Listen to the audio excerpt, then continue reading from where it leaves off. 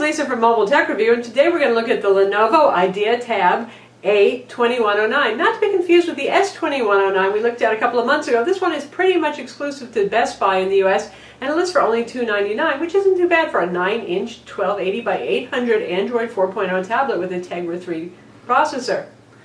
Take a look on the back. It's not too bad looking, not too beautiful, but then again, for $299 and discounted to around $250 at Best Buy, how much can you expect? Certainly a lot of power for the price, and we're going to look at it now. So Lenovo IdeaPad A2109 is available now, and again, it's pretty much a Best Buy item. You may find it at some other stores. List price is $299 for the 16 gig, though Best Buy right now is selling it for $259, and we wouldn't be surprised if other retailers discount it. Lenovo tends to go with discount prices themselves on their website, though I haven't found this one listed. You will find the S2109, which is a 9.7-inch tablet we reviewed a couple of months ago. Not the same as this tablet here. This one has a 9-inch display and a 1.2 gigahertz NVIDIA Tegra 3 CPU, whereas the S2109 has a 1 gigahertz TI OMAP CPU and a bigger 9.7-inch better display. Speaking of better, this is not an IPS display. Reasonably good brightness, around 310 nits or so.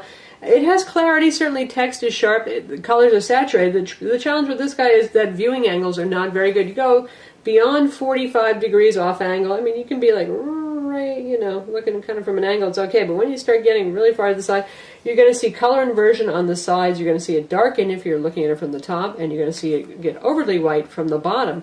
So if you're looking for a tablet that you can share with other folks sitting beside you, or that you plan to use, like many of us do, at odd angles, you leave it flat on the table while you're sitting up and reading on the table, not the tablet for you. You're going to want to put it in a stand or prop it up or something like that.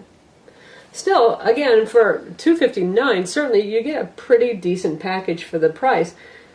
1280 by 800 display, 9 inches across, and you've got a Tegra 3 quad-core CPU, so right now that's pretty much the top dog CPU on Android tablets, and it performs well. In benchmarks, it scored 4,500 in Quadrant, and it managed a Sunspider score of 1753, which is pretty good. It's up there with other top tablets, not the record breaker, but good solid.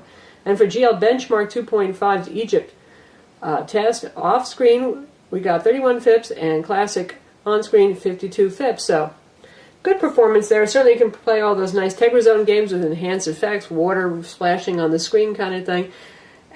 Yeah, it's certainly going to be a powerful tablet for the money.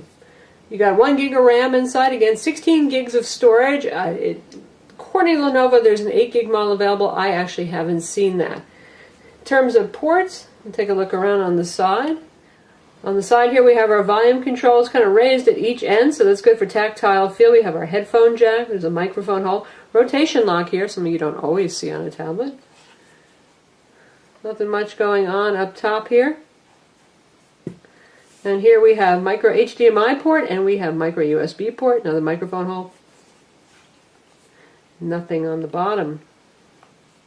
And this is certainly not what I call the apex of convenience. You notice that there was a little ridge around here, and this little piece looked like it might pop off.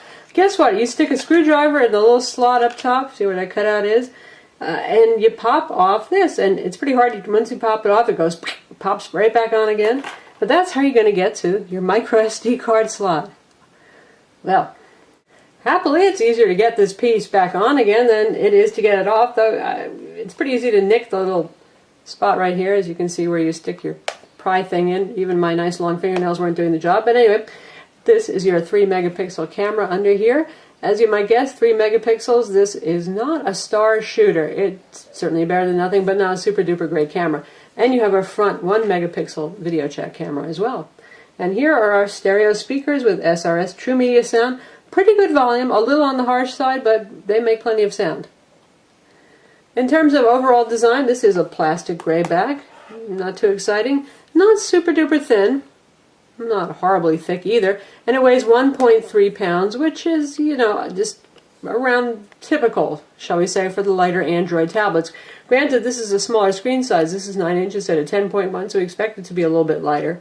But that's certainly not a terrible weight for the size. In terms of comfort, it's fairly comfortable to hold. Instead of having straight sides, it actually cuts in a little bit on the edges here. And this edge is fairly abrupt. It's well machined and it's smooth, but it's a little bit abrupt. It might dig into your hand. In terms of user interface, this is pretty much what we've seen from Lenovo's recent tablets. You get these little post-it note style widgets here, and some of them are handy. Some of them are just groupings, so you can see all of your VoIP kind of apps together in the same thing, multimedia apps. This is a little note app right here, so you can make little, well, post-it notes to yourself. And there's the large on-screen keyboard. No complaints about that either. It has pretty good auditory sound. You can hear the little clicky sounds. Teeny bit of haptic feedback there. This is Android 4.04 Ice Cream Sandwich. Use on multiple home screens, and you can see we have the cube kind of effect, and you can choose the effect that you like. This is pretty responsive, actually, this UI here. Not that that matters so much. I mean, it's nice to see this being fast. But it's a little bit faster than the Lenovo S2110, a higher-end tablet that we recently reviewed that has an ASUS Transformer-like detachable dock. A tablet overall that I like better, but of course it is also more expensive. If you tap there, you get your usual Android app drawer, and Lenovo likes to load a whole lot of third-party stuff on there. Some of it's useful, some of you might not find so useful. We get AccuWeather, we get Kindle. You get documents to go, and that's the full version, so you can view, edit, and create MS Office documents. Lenovo's usual bevy of card games is not here this time. We have Printer Share for Lenovo, Sugar Sync, Norton Internet Security. News Republic is preloaded as well. A couple of games. Not too bad. And some of those are removable if you don't like them. And Evernote, because Lenovo loves Evernote, but that's okay, so do I. When it comes to widgets, we've got a bunch of Lenovo ones. We've got ones for their App Store, which sadly is actually going away. We've got World Clock. We've got the AccuWeather widget. We've got more widgets. We've got clock widgets. Email widgets, and the usual Google widgets too. The tablet has single-band Wi-Fi 802.11bgn. This is not available with 3G. It's a Wi-Fi only tablet. It has Bluetooth and it has a GPS with a GPS. Interesting again, the S2110 does not have a GPS, that higher-end tablet I mentioned before, unless you get it with the 3G option. Since this is a Tegra 3, it performs very quickly when you're running demanding applications like games. We're going to demo that for you. It does just fine loading web pages, playing streaming video, playing 1080p video. Not a problem for you. You can use it with Netflix, all the usual multimedia online services, and of course Google's own movies, their music services too. Work just great on it. And something you guys will probably be thrilled about. You see here we have Adobe Flash Player 11.1. That's pre-installed. I did not install that, so Lenovo is still pre-installing that. And what's the big deal? Well, Adobe stopped offering that on the Google Play Store in the middle of August, so now you've got to hunt it down and sideload it yourself if you want. So it's nice to know that it's here on board. Web browsing performance is just fine. Again, this is a 9-inch display, but it's still the usual 1280 by 800 resolution, so you're going to get that 16 by 9 aspect ratio. That's good for playing videos. We've got our own website loaded here. A little bit of a slowness there, but this time it's fine for pinch zooming. Overall, it's been quite good, and we'll check out a Flash video player by looking at our video review of the Amazon Kindle Paperwhite.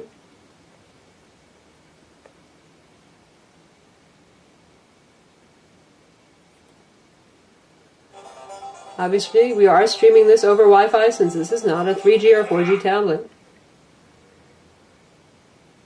This is Lisa from Mobile Tech Review, and today we're going to look at the Kindle Paperwhite. This is Amazon's latest mobile and tech now we've review. got it popped out to full screen, and you can see it's playing just fine. It looks good, and again, we're using Adobe Flash to do this.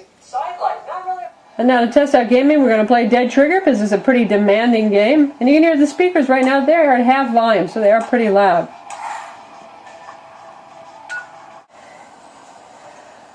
And so now we're at the beginning, and we can see some of the Tegra 3 things, like the water puddle going on there. Lots of particles flying around.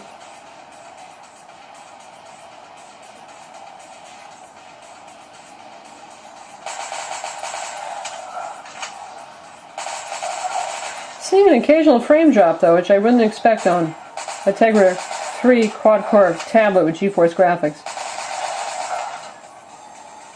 Seems like Lenovo could have pushed it a little bit harder for better performance.